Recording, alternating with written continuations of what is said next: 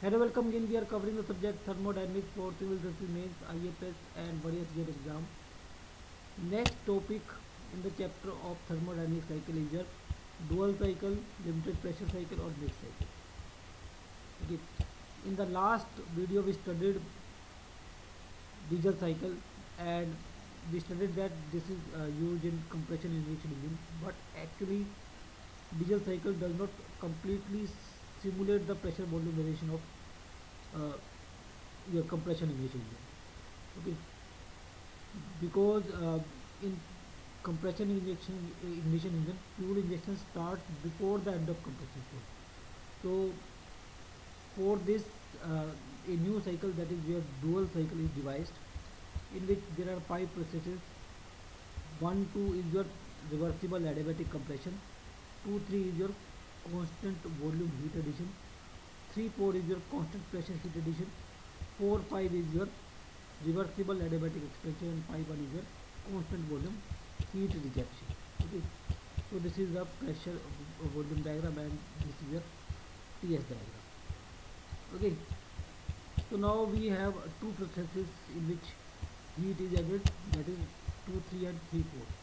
Suppose Q1 is the net amount of heat added, then Q1 is the heat added during constant volume process, that is MCV T3 minus T2, plus heat added during constant pressure process, that is MCP T4 minus T2. Okay, so that is your heat supply, and heat rejected is Q2, so that is also a constant volume process, that is, so heat rejected will be your MCV T5 minus T5. Okay, and efficiency is 1 minus Q2 by Q1, and Q2 is this quantity, Q1 is this quantity. So if we cancel out this M and put Cp by Cv as gamma, so then it will be this expression. So now we'll use each process and use these terms and find out the expression for efficiency. So here first term is your compression ratio, that is your V1 by V2. This is same as that of reagent, that is V1 by V2. Second is your expansion ratio, that is your V5 by V4, that is your V5, and this is your V4, V5 by V4. Next is your cutoff ratio, that is V4 by V3. So this is your V4 and this is your V3. Okay.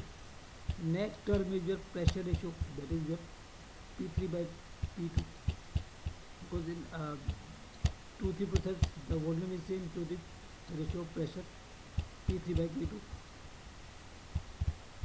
So from these three we have RK is equal to RC is equal to RE, okay, or RE is equal to RK by RC, and RC is your V4 by V3. So using state equation, it can be written as T4 by P4 into P3 by P3. Okay, as it is a constant pressure process, so P3 and P4 are same, so it is P4 by P3. So T3 is equal to T4 by RC. Okay. Now if we consider process 2 3, so 2 3 is your constant volume process, so P2 V2 by T2 is equal to P3 V3 by T3.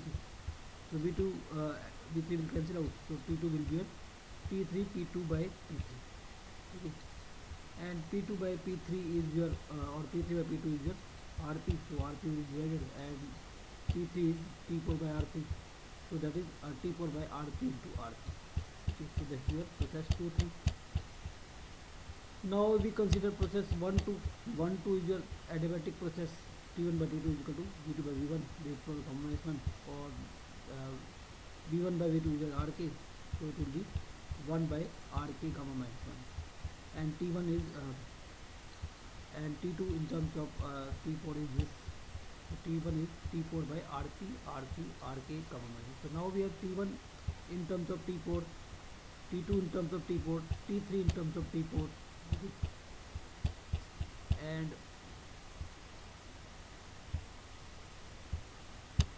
Next we'll find out T5 in terms of T4.